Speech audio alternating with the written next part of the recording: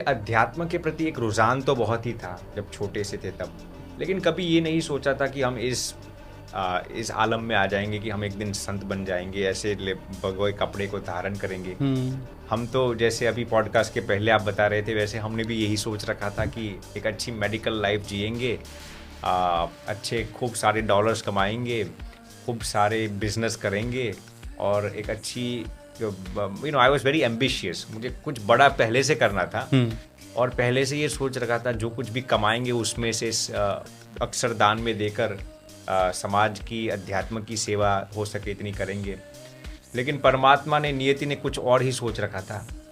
तो हम अमेरिका में जब पढ़ते थे हिम्मत भाई, तो एक बार हमारा भारत आना हुआ।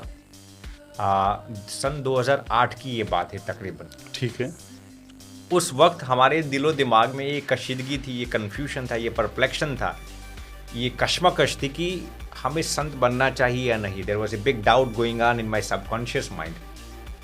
तो उस वक्त हम भारत आए थे और 2008 में हमारे गुजरात में हमने कई तीर्थाटन किए, कई तीर्थ स्थलों के दर्शन किए। और गुजरात में एक बहुत ही प्रचलित, बहुत ही पवित्र स्थान है जिसका नाम है शामला जी।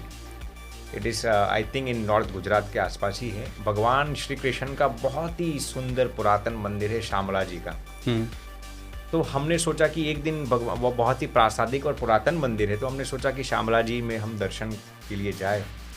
तो एक दिन सुबह घर से गाड़ी में जा रहे थे, हम भारत आए थे 1 महीने के लिए, क्रिसमस ब्रेक थी हमारी, अमेरिका से शिकागो से आए थे और शामला जी की ओर प्रस्थान कर रहे थे हम। और रास्ते में उस दिन सुबह में बहुत, उस वक्त तो उम्र भी बहुत छोटी थी, हालांकि अभी भी छोटी ही है, लेकिन तो भूख बहुत लगी क्या थी। क्या उम्र थी उससे?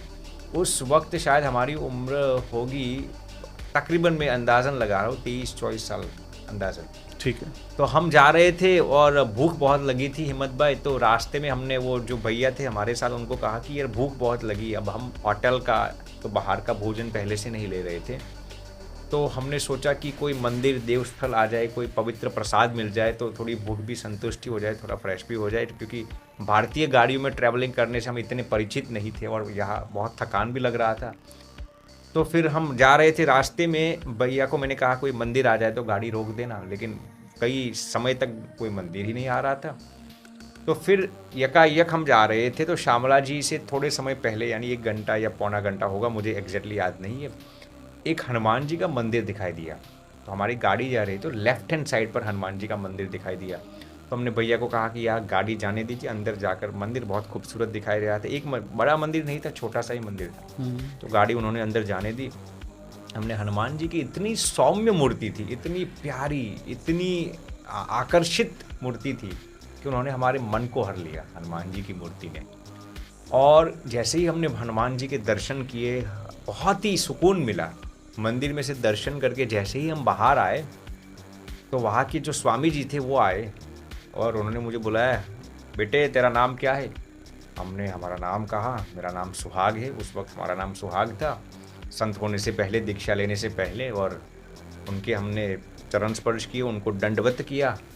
और फिर उन्होंने कहा, हम देखिए, हम कुछ बोले उसके पहले उन्होंने मुझे कह दिया, भूख लगी है ना तुझे? मैंने कहा बहुत भूख लगी है। तो कहा कि कुछ खाया नहीं था? मैंने, स्वामी जी मैंने कल शाम भी नहीं खाया था, तो भूख बहुत लगी है। तो वो मंदिर से अंदर से आए और खीर की कटोरी लेके आए, खीर। और खीर की कटोरी उन्होंने कहा कि बेटा तुझे ये खाना है। और वो उन्होंने, मुझे याद है, पहली चम्मच अपने हाथों से, अपने करकमलों से मेरे मुख के अंदर डाली। और वो खीर इतनी स्वादिष्ट, इतनी प्यारी थी हिम्मत भाई, आज तक मैंने ऐसी खीर कभी दोबारा मेरी ज़िंदगी में नहीं खाई। इतनी स्वादिष्ट वो खीर थी। भूख भी बहुत लगी थी, केसर बेसर सब डाला हुआ था। और एक कटोरी हमने खा ली। हमने कहा बस स्वामी जी बहुत हो गया है। स्वामी जी ने कहा कि नहीं, दूसरी कटोरी तुझे खानी पड़ेगी। सिर पर हाथ रखते, जैसे एक माँ अपने बेटे को दुलार करती है, प्रेम देती है, वैसे उन्होंने दूसरी कटोरी, वैसे 3 कटोरी हमें खीर की खिला दी। संतुष्ट हो गए, बहुत ही प्रसन्नता हो गई, मन में इतना आह्लाद हो गया। फिर उन्होंने मुझे कहा कि बेटा, मैं जानता हूँ तेरे दिमाग में अभी कौन सा कन्फ्यूजन चल रहा है। मैंने तो कुछ बोला नहीं। उन्होंने कहा कि तू संत बनना चाहता है। मैंने कुछ बोला नहीं। कहा तू भले ही छिपाता हो, मुझे मालूम है तू संत बनना चाहता है। उन्होंने कहा कि तेरा भाग्य मेडिकल फील्ड में नहीं है, तेरा भाग्य बिजनेसमैन बनने में नहीं है, तेरा भाग्य ये सब में नहीं है, तुझे संत ही बनना है हिम्मत भाई।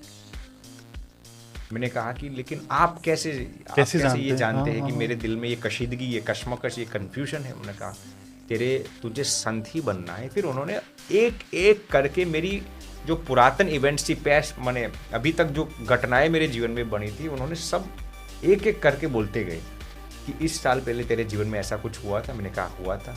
इतने साल पहले तुम्हारे जीवन में ऐसा कुछ हुआ था। हमने कहा हुआ था। फिर उन्होंने कहा कि तुम्हें संत बनना है और परमात्मा ने ये सुनिश्चित किया है तुम्हारे द्वारा हजारों लाखों लोगों के जीवन में बहुत सकारात्मक तब्दीली आएगी। लोग सद्मार्ग पर प्रेरित होंगे, लोग अपने व्यसन छोड़ेंगे, भगवत मार्ग पर अग्रसर होंगे। लेकिन उन्होंने वार्निंग दी मुझे कि संत होने के बाद थोड़े समय के लिए तुम्हारे जीवन में संघर्ष भी बहुत है, तुम्हारे जीवन में किल्लतें, दिक्कतें, कठिनाइयाँ भी आएंगी। उन सबको सकारात्मक रूप से भगवत आश्रय लेकर तुझे प्रेम से उन सबको सहना है। फिर एक दिन ऐसा आएगा कि तुम्हारे पीछे लाखों लोग पागल बनेंगे। मैंने कहा स्वामी जी हमें ऐसे आशीर्वाद नहीं चाहिए, आप हमें इतना आशीर्वाद दे दीजिए कि हम इसी जन्म में भगवत साक्षात्कार कर सके और भगवत प्राप्ति कर सके, यही हमारा मकसद है जीवन जीने का। उन्होंने कहा कि वो तो भगवत कृपा से सब होगा, लेकिन तुम्हारे द्वारा हजारों लाखों लोगों का कल्याण भी होगा। फिर उन्होंने इतना कहकर फिर कहा कि अब तू जा सकता है। आधे घंटे तक हम उस मंदिर के परिसर में बैठे थे। फिर हम भगवान श्यामला जी के हमने दर्शन किए। इतनी सौम्य मुखाकृति भगवान श्यामला जी के हमने कई बार दर्शन किए थे, लेकिन इस बार दर्शन करने में जो आह्लाद आ रहा था ना, इतनी मुखाकृति सौम्य मुस्कुराहट दे रही थी भगवान श्यामला जी की, बहुत बहुत आनंद आ गया। हम आधे घंटे तक, उस वक्त तो हमारी उम्र छोटी थी, आधे घंटे तक लगातार हम भगवान श्यामला जी की आँख से आँख मिलाकर मनोमन बात करते रहे। और इस बार मुझे एक ऐसा सुकून मिल रहा था, एक ऐसा आह्लाद मिल रहा था कि वो जाने कुछ देना चाहते हो। फिर वो पुजारी आए और वो कर्टन बंद कर दिया, वो पर्दा बंद कर दिया कि अब भगवान के भोग लगाने का समय आ गया। हमने फिर दर्शन करके फिर वहाँ से प्रस्थान किया। जैसे ही प्रस्थान किया, अब हमें लगा कि मुझे एक बार उस स्वामी जी को मिलना है, जो हमें पहले हम मंदिर में दर्शन करने के लिए आ रहे थे, तो वो जो स्वामी जी मिले थे, मुझे एक बार उनको और भी प्रश्न पूछने हैं। वो हमारे मन का कैसे सब कुछ जान गए। सही बात। तो रास्ते में रिटर्न में जब हमारी गाड़ी जा रही थी, तो हमने सोचा उनको मिल के जाए, उनके दर्शन करके जाए। गाड़ी हमने ले ली। अब जहाँ पर मंदिर था वहाँ पर हम वो भैया को कहा कि गाड़ी रोक देना, वहाँ पर न तो कोई मंदिर था।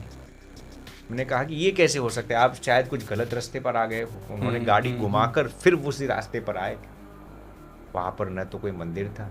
अब जब हम पहली बार उस मंदिर में गए थे ना, तो उसके 1 किलोमीटर के रेडियस में आगे पीछे और कुछ भी नहीं था, न तो कोई दुकान थी, ना ही कोई पेट्रोल पंप जैसी कोई चीज़ थी। तो मैंने कहा कि यही जगह थी। वो भैया कहते हाँ स्वामी जी, अब मैंने मेरा नाम दे लेकर कहता हाँ यही जगह थी। हमने कहा लेकिन ये जगह तो कुछ दिखाई नहीं दे रही। तो हमने बहुत 1 घंटे तक ढूंढा। 5 किलोमीटर आगे गए, 5 किलोमीटर पीछे गए, वहाँ नज़दीक में एक पेट्रोल पंप था। उनके भैया को पूछा कि भैया यहाँ पर कोई मंदिर हमने देखा था, आधे घंटे पहले गए थे। वो कहा यहाँ पर तो मैं 10 साल से हूँ, यहाँ पर तो कोई मंदिर ही नहीं। मैंने कहा हनुमान जी का मंदिर है। ऐसा ऐसा पूरा डिस्क्रिप्शन वर्णन किया हमने। यहाँ पर ऐसे स्वामी जी भी हमें मिले थे। भाई वो कहता है भैया यहाँ पर कोई आपको कुछ भ्रम हुआ होगा, यहाँ पर हम 10 साल से रहते हैं, यहाँ पर एक भी मंदिर नहीं है। हमने दोबारा गए, 2-3 घंटे तक हमने उसी जगह पर गाड़ी घुमा घुमा कर पूरा जायजा लिया। न तो कोई मंदिर था और ना ही कोई स्वामी जी मिले। उस दिन मुझे एहसास हो गया ये परमात्मा का ही दिव्य अनुभूति है।